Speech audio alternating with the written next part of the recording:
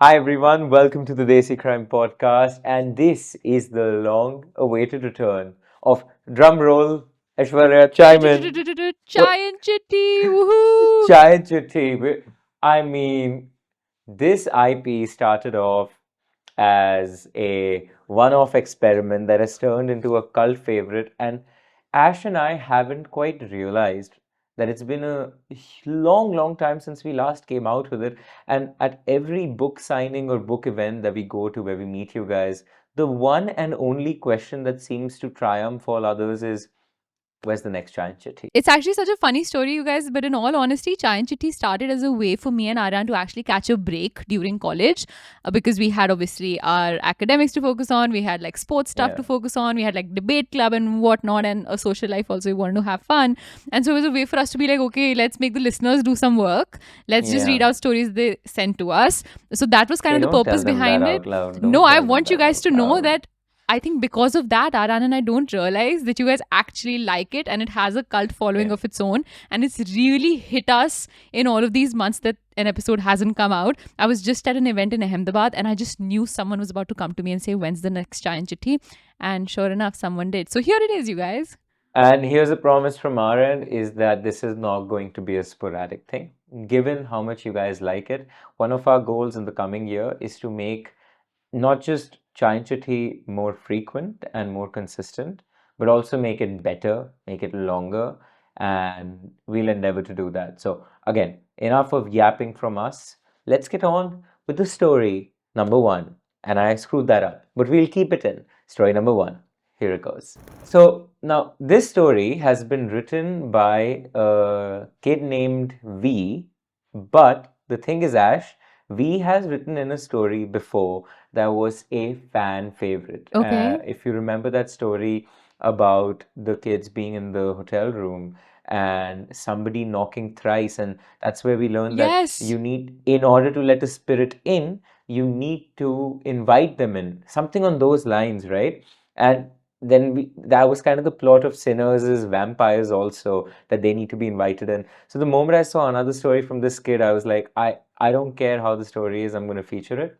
So it goes, hello Aryaan sir and Aishwarya ma'am. Hope you remember me. I'm V, a 15-year-old who's struggling through the demonized math and science classes of class 10th now. I'm not in ninth anymore. I'm happy to say I got full marks in the quadratic equations test, and I think I need to give you at least 50% credit. There was no way I was going to sit and do 100 sums over a single weekend like my parents wanted me to without having some entertainment on the side. I honestly can't thank you enough for the number of times you've saved my ass from getting the thrashing of a lifetime by my parents. Aran, I wish our voices, my own voice, yours, would have helped me through quadratic equations. For the life of me, I don't even know what a quadratic equation is, even though obviously I did have maths till the 10th grade. Um, Yeah, Ashwara, no voice can help you through that. Nothing. It's I have voices don't, in my yeah. head that ruin it for me. It's the opposite. There's no helping me with um, math. V writes, I only joke. My parents are extremely loving individuals, and my mother was actually hooked onto your podcast for a while. Love that. Anyway, since this is kind of an update to the last story I sent, I'm just going to jump right into it. My final exams for class ninth ended in the last week of February, which I bombed, by the way, 97% thanks to your podcast, and the school gave us a short break. My friends A, S, and Z and I planned a trip to Goa. I'm sure you remember them from the previous story. We stayed at a small family run hotel near Candlem Beach. Nothing fancy, just a two-floor building with a wooden door that creaked every time you closed them. The first night went fine. We swam, walked around, had seafood, and went back to sleep. Around midnight, that was. On the second night, though, something felt off. Around 2 a.m., I woke up to what I thought was someone walking outside our room. The corridor lights were off, and the sound wasn't from flip flops or shoes. It was softer, almost like bare feet dragging against the floor. I ignored it at first, thinking it was another guest. But when I turned to my side, I realized A and S were fast asleep. Z's bed, though, was empty. His phone and wallet were still there, however. I checked the bathroom, the balcony, even the corridor, but he was nowhere. I woke A and S, and the three of us went downstairs to the reception. The night guard was half asleep and told us Z had walked out about 15 minutes earlier. He said Z had told him he was going for a walk on the beach. Aishwarya, that's kind of weird to me. Like I get going for a night walk on the beach. I love it myself. I would though tell my friends. Like I wouldn't just walk out at midnight on the beach. I don't know. I wouldn't do it. At least I'd drop a text. But if they're all asleep, I feel like it's also a little bit different as a woman and a man. I feel like if I was a guy, and maybe I'm just presuming on the part of a lot of men, but I feel like if I was a guy, I'd just be like, they're asleep, like who the hell's gonna wake them up? If they're asleep, it's not like they'll keep an eye out for me anyway. Let me Yeah, just go have you're a walk. And giving I men too much credit for being brave. We are a bunch of pussies that project confidence, but deep down we are mushy, cowardly creatures. And this is all to say that I would at least drop a text before I leave. Fair enough, but I think he did tell the night guard maybe for exactly that reason, and I feel like that's kind of fine. So the fact that these friends are like Uh, chosen to run to the beach immediately is actually kudos to you guys that you've taken that into account and actually gone there to help your friend, in case something is wrong, in case something is off. But I wouldn't think something is super weird about this. All right, well, let's see where the story heads. So we ran there immediately. The entire stretch of sand was dark except for one tube light flickering over a closed shack. We split up, scanning with our phone flashlights, shouting his name. That's when I saw something near the water. At first, I thought it was a log floating, but it moved slowly. It was Z sitting at the edge of the water, facing the sea. His shoulders were shaking like he was crying. I went up and tapped his shoulder. He didn't react. When I leaned closer, I realized his mouth was moving, but it wasn't words. It was humming. A low, broken tune that didn't sound like him at all. I know every Chai and Chitti episode, I say something is the scariest thing in the world. And in this episode, I would like to say humming is in the dark is hands down the scariest thing in the world. I had this like weird phase when I was in the, I think, 7th or 8th grade, where one night I just couldn't sleep. I was in that weird, like 13, 14-year-old teenagery phase where I thought I was really going through the worst heartbreak of my life. And I've sat in one of the rooms in our Noida home, so relatively small home. And I've sat there and I've chosen to sing a Taylor Swift song, singing along with her on the phone. And my parents, terrified out of their bloody minds, have walked out of the house like, is there a ghost? What is this sound? Where is this coming from? So, yeah, scariest thing for this episode, I declare the humming in the dark. I'll debrief on the story later, but I am shit scared right now. S came running with a flashlight, and for a split second, the beam caught his face. His eyes were wide open, but his pupils were dilated so much it looked like there were no whites. I shook him hard, and that's when he blinked and gasped like he'd just come out of water. We carried him back to the hotel. He kept asking what time it was, even though the clock was right in front of him. He said he'd only been gone for 5 minutes, but we had been searching for him for almost an hour by this point. The next morning, Z did not remember anything. Not walking out, not the beach, not the humming. But there's one thing that still creeps me out. When we were packing to leave, the receptionist stopped us and said, "Tell your quiet friend to stop going to the shore at night. Locals say it calls them back." We laughed it off then. But 2 days after we returned, Z texted me a photo from his balcony at home. It was a picture of the sky at dusk. Nothing weird, except when you zoomed in, you could see a faint silhouette reflected in his glass door, a figure standing behind him, looking towards the sea. He swears he was alone. Yeah, that part didn't really happen. What? Anyway, oh, fuck you. Fuck you. Anyway, I should probably stop writing before I convince myself to never visit a beach again. It's 12:08 a.m. as I finish this, and the wind outside my window sounds a little too much like waves. As always, stay safe, stay crazy, and stay desi. That, my friend, was well played. I will give you that. The scariest But bit of that that, story was the bit that wasn't true. I had chills, yeah, and it yeah. wasn't even true. But that was a good story. That's That a was a good, fantastic story. believable, scary story. Like, I believe that. Yeah, that's scary as shit. 100%. And I have a new Yeah. fear of humming in the dark now. Sometimes I feel like I've said this before in a different Chai Chitti episode, but sometimes initially when we used to like pick out your stories, sometimes we still are the ones picking out the stories. So we have read them before. If I'm ever doing it while I'm alone and it's night, I really creep myself out. Some of you all write so well. These stories are so scary that I'm like, okay, enough Chai and Chitti stories read for tonight. Let's do this in the AM tomorrow. All right, Ash, do you want to hit us with the story now? Yeah, all right. Let's begin with this next story. It starts like this. Hi, Aishwarya and Aryaan. I'm Jay, a true crime podcast fangirl, and I've been listening to you all since 2021. From the early days of Patreon shoutouts to landing Whole Truth Food sponsors, I've loved watching your journey. You guys are just so genuinely likable. It's been such a joy growing with your episodes. A part of that makes me feel a little bit old, but it genuinely makes me so happy when some of you all come and tell us, we started listening to you when we were in the 5th grade, now we're in the 10th grade. And I'm like, have we grown that much as well? But it's so nice to have you all growing up with us in this journey. It means the world. It really does. It really does. Now, more importantly, getting down to business and coming towards quarter number 14, The House That Waited, which isn't just another horror story. It's a lived experience, one that belongs to my grandmother. This isn't a story we retell for drama or effect. It's something she went through firsthand. And even today, every time it comes up, it brings with it a quiet, lingering unease none of us can quite shake off. Plus, I guess with Diwali around and Halloween coming up, this would fit very well for one of your special segments. I feel a little bit ashamed at reading that sentence. It's been a while since those 2 dates have gone. I will say though, I love the intro of the story, but I must chime in and say, literally every person who tells their horror story likes to preface it as the hard truth. All right. But so do you, But all Aryaan, when your Bloody Mary Aishwarya, shenanigans. but all horror stories are lived experiences. Yeah, sure. So she's making a claim that everyone makes, which is fine. No? No, I know this is not a horror story. This is a lived experience. No, it's both. But a lot It of, is a horror yeah, story. sure.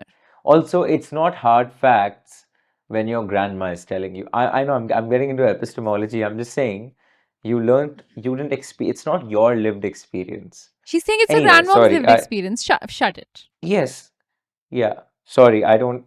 I'm being a douche. Sorry. I love you guys. Douche mode off. Forgive me. How dare you?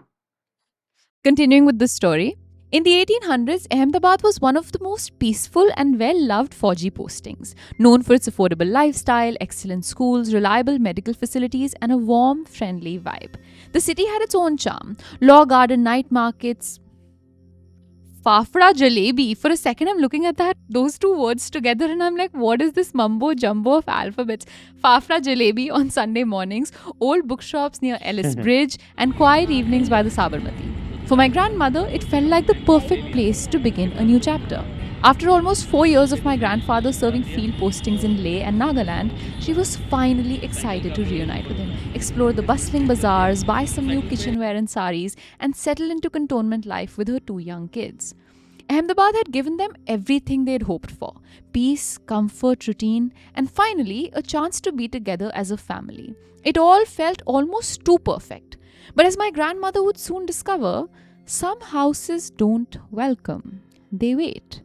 The house they were allotted, quarter number 14, wasn't just another Fauji quarter. It carried a weight no one warned her about, and for a brief moment in her life, things would feel anything but ordinary. In mid-May of 1981, the Singh family arrived in Ahmedabad. My grandfather, Colonel Harinder Singh, had just been transferred, and he was joined by my grandmother, Mrs. Preet, their 5-year-old daughter, Priya, my mom, and their infant son, Manhar. Like many Fauji families awaiting permanent quarters, they were first placed in a temporary guest room until a proper accommodation could be allotted. The days carried on in a quiet rhythm. Every morning, Paramjeet would see Harinder off to his office and Priya to school. Then she'd return to her daily routine, cooking meals, giving baby Manhar his bath, feeding him, cleaning up after him, and doing his tel ki malish under the soft morning sun. Is this a universal experience routine, or is this a uniquely for the tel ki malish in the sun? It just feels very familiar to me. Life for a while was simple and familiar. Luckily, just about 2 months after arriving, they were allotted a house, house number 14. Eager to settle in, Paramjeet urged Harinder to accept the allotment and get the basic renovation started. In typical 4G fashion, this meant whitewashing the walls, fixing tube lights and fans, checking the wiring, setting up essentials like the fridge, and getting the army issued furniture unpacked and arranged. It felt like a fresh start was finally around the corner. However, for some reason or the other, the move kept getting delayed. What was supposed to be a quick handover stretched to over a week. The house, it turned out, needed more than just basic touch ups. There were wiring issues, loose fixtures, and odd little repairs that kept cropping up. Nothing too serious on paper, but just enough to hold them back. With the repairs complete, the house was finally ready. Paramjeet, holding baby Manhar in one arm, climbed the stairs of Block C alongside the Sahayak. It was a warm afternoon, the scent of fresh paint still lingering. She paused at the door, quarter number 14, and turned the key. As the door creaked open, a strange stillness hung in the air, quiet, unmoving. And then Paramjeet saw it. There, in the middle of the hallway that ran between the living room and the bathrooms, lay a black cat. Dead. Its body was slightly twisted, eyes half open as if it hadn't just died, but had been waiting. No blood, no mess, just a stillness that didn't feel right. She paused at the doorway, uneasy. The Sahayak stepped past her, quietly picked up an old newspaper and wrapped the lifeless frame before carrying it outside. But as she stepped inside with Manhar in her arms, the house felt heavier than it should have, as if it had been holding its breath. My grandmother wasn't superstitious, but definitely a devoted Sikh, strongly believed in God. She had graduated with an honours in English from the University of Delhi, and in her time, it was a great deal of pride for her. She wasn't exactly scared or shocked, rather used her brain to quickly open the windows to let out the stench, grabbed a wiper and some acid to wipe off the mess, and began unpacking the house, making it beautiful into a corner of her own. Paramjeet had always had a quiet strength about her. Though she had set aside her career to raise her two young children, she brought the same sense of pride and precision into her home. House number 14 may have been dim and unsettling at first, but she wasn't easily shaken, not even by the sight of the dead black cat. Aryaan, I have a question for you. Black cats are buri nazar, bad omen as they say. Is a dead black cat cancelling out the bad omen? No, I think Aishwarya, death usually compounds So it's worse. anything scary. So for you to think that it cancels out just shows your inexperience in the realm of dealing with horror. Color me inexperienced, Um, yeah. no, Aishwarya, I'd be scared of a black Dead cat cat. crossing the road. If it's a black dead cat, yeah, I mean you know how I shout when I see a cockroach. You know how I shout. You've heard it And on it's like a calls girly multiple. squeal. It's like a You ah! you ha- it is. I mean, it is a sight to behold. I could literally start an OnlyFans and make a lot of money for people to just see that because it's the most embarrassing thing.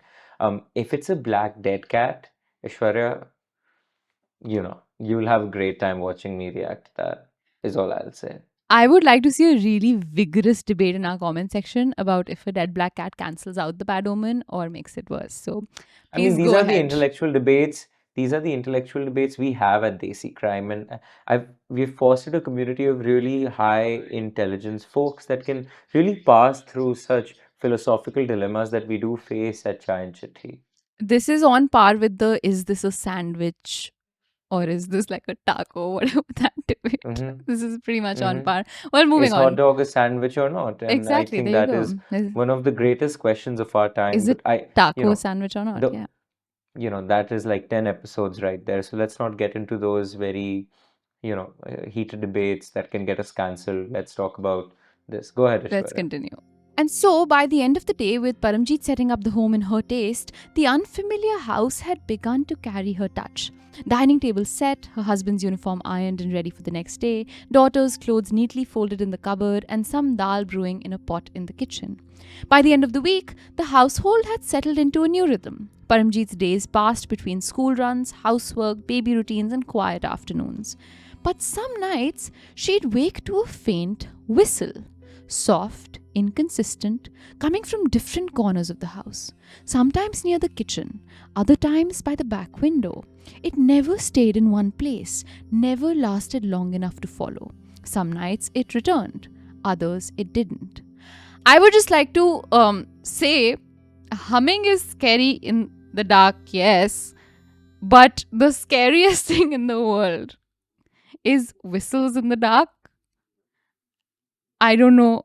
I don't know how you all No, feel no, about no. Humming in the dark. humming is Much scarier. scarier. Hmm.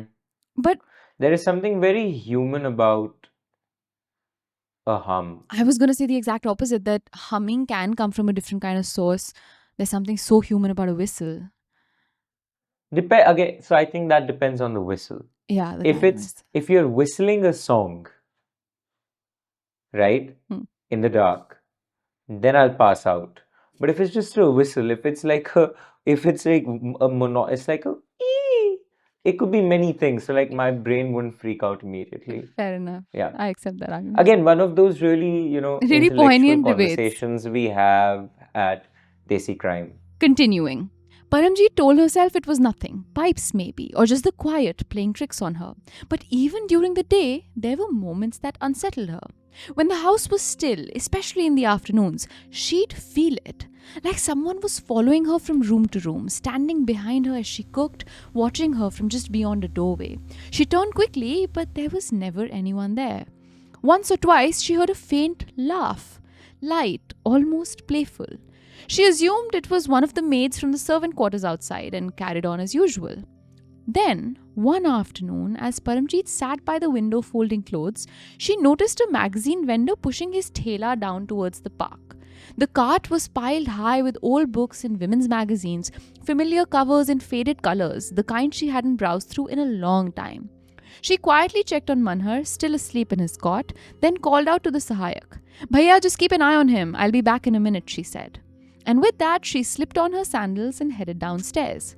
She wasn't gone long, 5, maybe 7 minutes at most. The thelawala had stopped near the park, and Paramjeet quickly flipped through a few old cookbooks and magazines. The air was warm, still, the afternoon quiet. She paid for 2, adjusted her dupatta, and turned to walk back, thinking only of a few peaceful minutes with chai and something to read. But just as she reached the gate, a sharp cry cut through the silence. Manhar. She froze, then dropped everything and ran, heart pounding, slippers slapping against the stairs. When she burst through the door, the Sahayak was just hurrying in from the rear balcony. He looked shaken. Ma'am Saab, I was just hanging the bedsheet at the back, he stammered. The door jammed. I couldn't open it. I was stuck, he said. And there, in the hallway, right where Paramjeet had found the dead black cat just days ago, lay Manhar, flat on his back, crying. His cot was still inside the bedroom, untouched. The bedroom door had been left open. There were no signs of a fall, no reason for him to be there. Paramjeet scooped him up without a word. The Sahayak quickly went to check the rest of the house, doors, windows, the balcony grill. Everything was in place. Nothing stolen, no sign of an entry, and no explanation for why the back door had jammed at that exact moment. The house felt quiet again, but something in Paramjeet's chest stayed tight, uneasy. That night after dinner, the children were asleep and the house had gone still again. Paramjeet was folding clothes at the edge of the bed when she paused. Gal suno, she said softly, listen to me. Harinder looked up. She didn't say much, just enough, about the strange feeling in the house, about the whistle, the laughter, the jammed door, about where she'd found Manhar. Harinder didn't interrupt. When she finished, he sat quietly for a moment. Then he said, the same thing has happened to me. I felt it too, especially when Priya's not home. There is something in this house. Neither of them said anything more that night, but something between them shifted, because now it wasn't just in her head. After that night, Paramjeet didn't bring it up again, not directly, but something shifted in how she moved through the house. The next morning, as sunlight filtered through the dusty curtains, she placed the Guru Granth Sahib Ji beside Manhar's cot. Not dramatically, not as a shield, just quietly, like placing something sacred exactly where it belonged. She began playing prayers on the radio each morning as she swept the floor and folded the laundry. The soft recitation filled the silence of the house, spilling gently into the hallway, the kitchen, the bedroom where Manhar slept. In the afternoon, she'd sit cross-legged near the window, her part gutka open in her lap, whispering the words she'd known since childhood, sometimes barely moving her lips. Not as a cure, but as a rhythm, as protection, as habit. There was a comfort in it, and for a while it seemed to help. The air felt lighter, the stillness in the hallway loosened its grip, the whistle didn't return, and even the shadows that once pressed too close seemed to retreat just slightly. Even as the household settled into a routine, small, inexplicable things would happen here and there. A faint whistle on a quiet afternoon, shadows that seemed to linger a moment longer than usual, doors that didn't quite stay closed. Nothing dramatic, nothing dangerous, just little oddities that made the house feel slightly off. And now Paramjeet didn't overthink them. She went about her daily routine, letting the morning prayers and household rhythms keep everything in balance. Then came Diwali. Everyone was dressed in their new clothes. Little Manhar in the tiniest kurta pajama, Priya in her new lehenga. The house glowed with strings of golden lights and flickering diyas. Like any other army cantonment, the family went to the Diwali party. Paramjeet and Harinder made quiet small talk with other families while Manhar sat snug in his mother's lap, taking in the festive bustle around him. As the night wore on, Manhar got cranky and Paramjeet decided it was time to head home. But the moment they pulled up, something felt off again. The diyas on the balcony had fallen. The ladis were either out or pulled apart. Everything looked wrong. Harinder went upstairs first, just to check. And that's when they saw it. Lights ripped from their sockets, chairs and tables toppled, rods and fixtures broken. The bedsheet pulled apart. Clothes that had been neatly folded or hung were now thrown outside, and the fan above Manar's cot swinging dangerously. Even the kitchen was a mess, utensils scattered across the floor, spice jars knocked over, and a sour smell was flowing in the air. Harinder panicked and went straight to check the locker. Nothing was missing.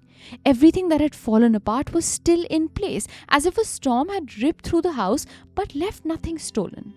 Amid the row of glowing festive houses, there stood one, quarter number 14, dark, unsettled, and somehow watching.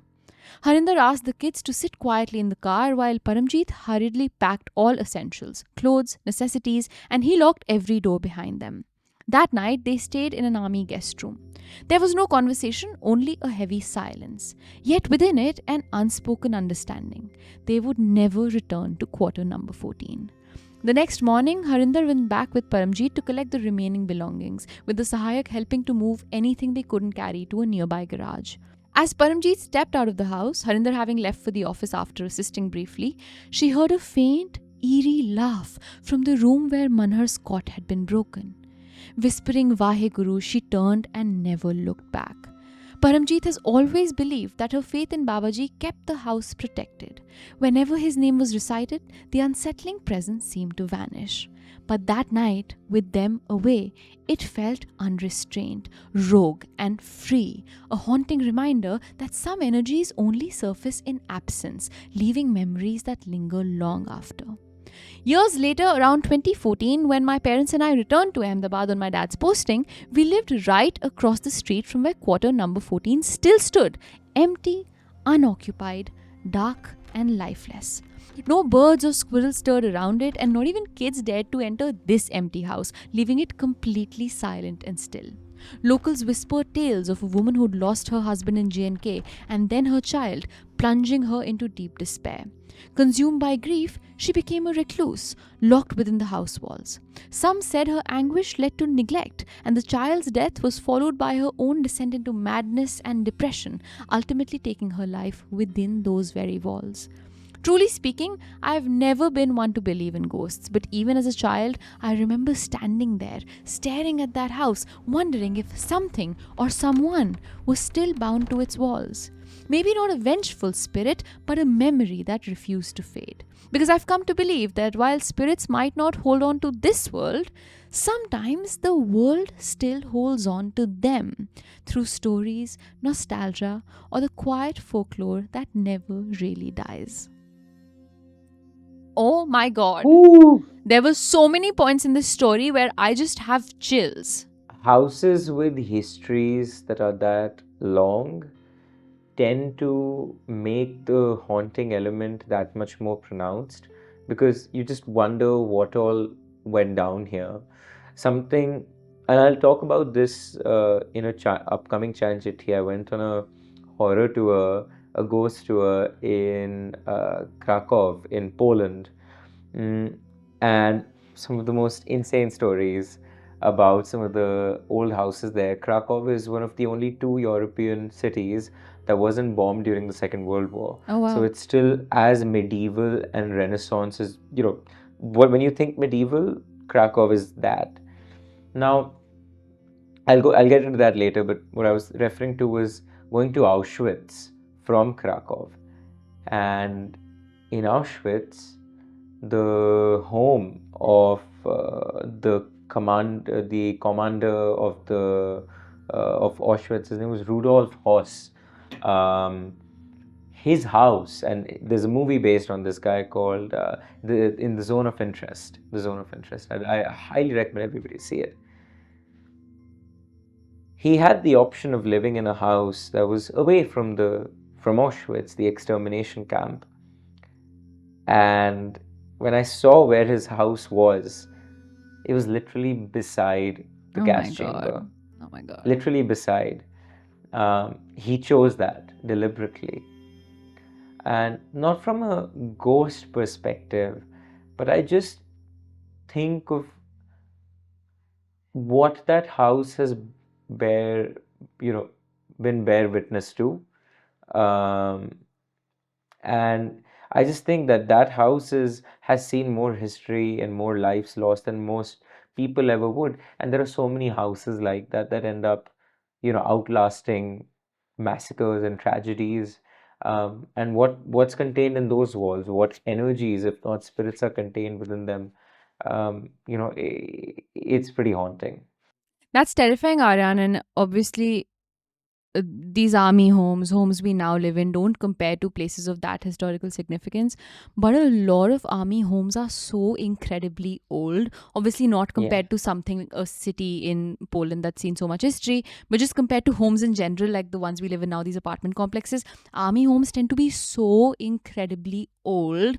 And some of the Chanchiti stories I've told from my own personal life in the first few episodes, when you all didn't know you had to send in stories to us, have been of these really eerie occurrences in army allotted accommodation. And it makes me just, this story makes me wonder, is it holding on to more history, and so it's Hmm. more susceptible to having people living in them having these experiences? What is it? But this was an absolutely terrifying tale. I'm so glad you wrote into us. All right, on with the third story of the day. I picked this because it was slightly different from what we usually narrate. It's a haunting story, but not a horror story, and you'll get what I'm saying in a minute. And it's so fascinating because this could happen to anybody. Hey Aryaan and Aishwarya, I'm Ishika, a 15-year-old avid crime junkie and psychological thriller listener. I've been a huge fan of many podcasts, but Desi Crime and Rotten Mango podcasts. Damn nugget. Damn, we No, we really love love Stephanie Stephanie. so. They're therefore in my top two. I've been a listener since the Chauhan family disappearances, and I'm proud to say that I've mostly completed almost all of the videos. Now, let me tell you my story. I had gotten my first phone when I was around 12 or 13 years old. It was my dad's old Xiaomi. But the twist to that was I found this phone hidden in a drawer as I was cleaning it out. So naturally, my parents did not know I had it. This may sound very weird, but I had trouble making friends of my own age. I had mostly made friends who were 2 or 3 years older than me, and they all had a phone. So, as the youngest in a group, it felt natural for me to have my own phone. And boy, was I happy when I found this phone. I grabbed a charger and plugged it in my room and shut the doors from the inside just so that my parents wouldn't enter and accidentally find it.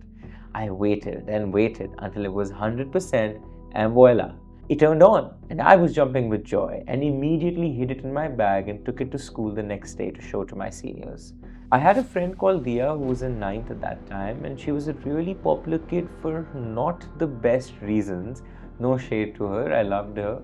When I told her that I found it, Aishwarya, what does it mean to be a very popular kid for not the best reasons? I think you might be able to shed some light on this. Excuse me?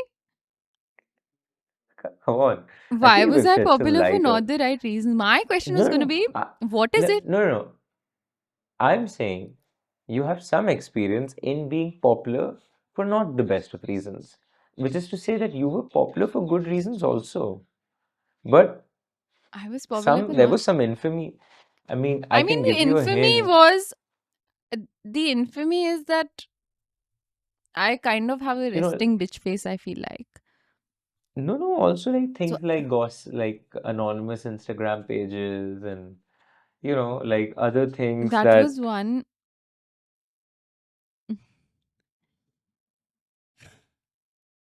It was one popular for all the wrong middle reasons, school. eh? No, there was one middle school mistake.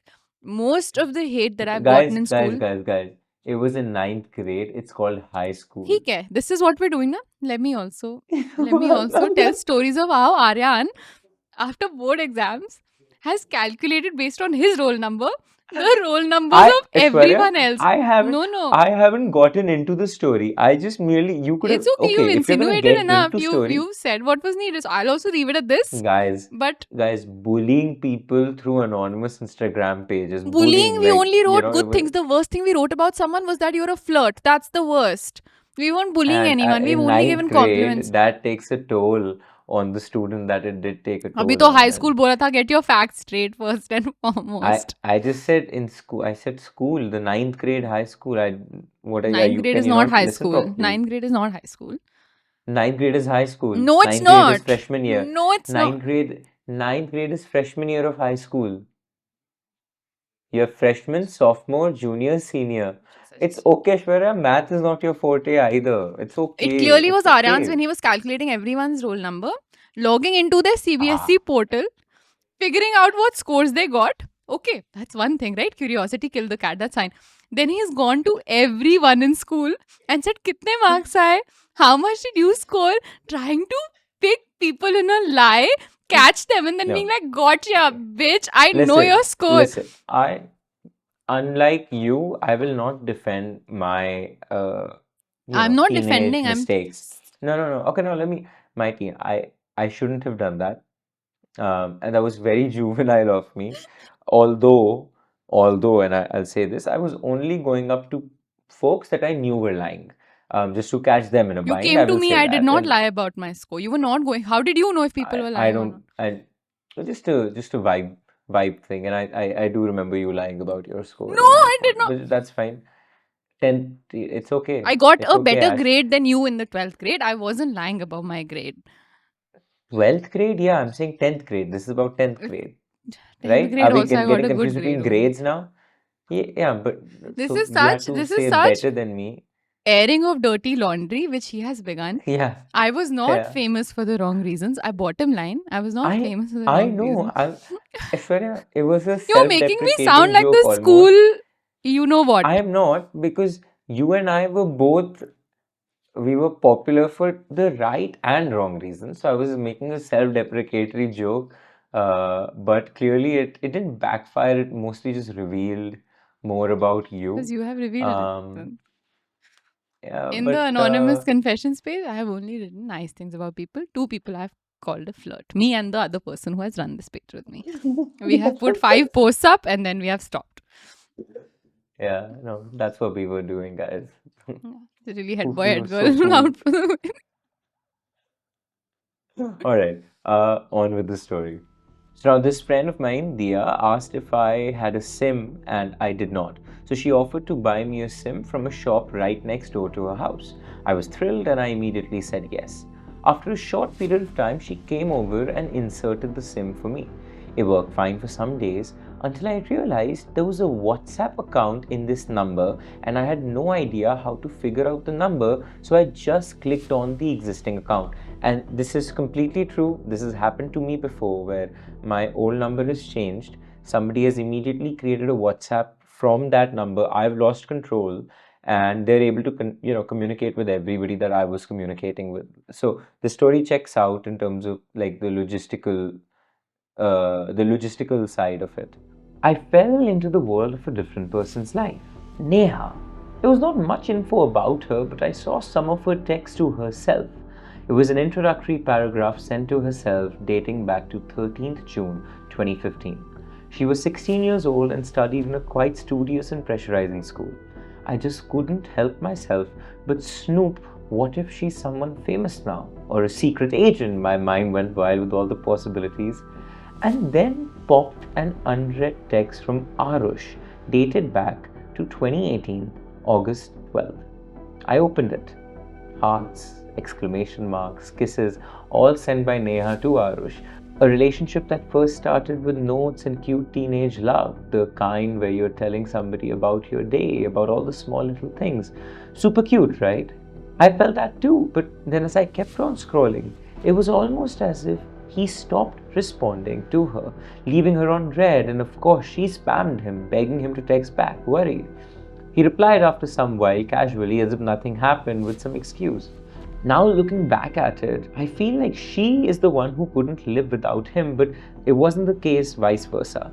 And then came the question of nudes that made this thing more complicated. I was too young back then to understand what nudes meant, but in his chats, he kept asking for nudes, promising that he would never show it to anybody and that he would delete it immediately. Now I was scared for what if my parents find out this chat and if they think it's me or something I decided to do. I was scared. So I scrolled through the last few texts. They were threats of him forcing her to meet, call, and the list goes on. And if you might have guessed, he leaked the nudes right before the polls. I heard voice texts of her sobbing and crying and begging to him. It was too much for young me to handle. I cried myself to sleep, wondering what she must have done. The very next day, I removed the SIM and told everything to Dia. Her jaw dropped.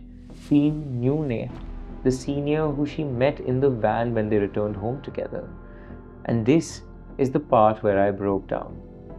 Neha committed suicide the same year she had failed her boards, and the shame was too much for her to take. I begged Dia to tell me where she got the SIM, but she couldn't. She just told me her brother had it. She had found it in his table inside a safe drawer. I know I typed in a little too much, but I just still cannot bring myself to tell anyone what I saw, and I just pray that she gets justice. Thank you so much if you picked my story. I love watching your podcast, and this is entirely true, every little bit of it. Her pleading voice is etched into my mind, the texts and everything too. I felt guilty at the time and scared. Keep up the good work. Bye. Aishwarya, That is so heartbreaking and also so scary because I think all of us young people have been like experimental in what we've written, what we've shared. We've all, like, to some degree, kind of tiptoed that line. And it doesn't even just have to be nudes, it can just be conversations. Like, calls are so easily recorded. To yeah. what degree can you keep protecting yourself from how much information we're putting into our phones day in, day out, and how much communication happens on them? It's just, yeah, that's really, really unfortunate. And to me, I, w- I'm curious to know why Dia's brother had the SIM.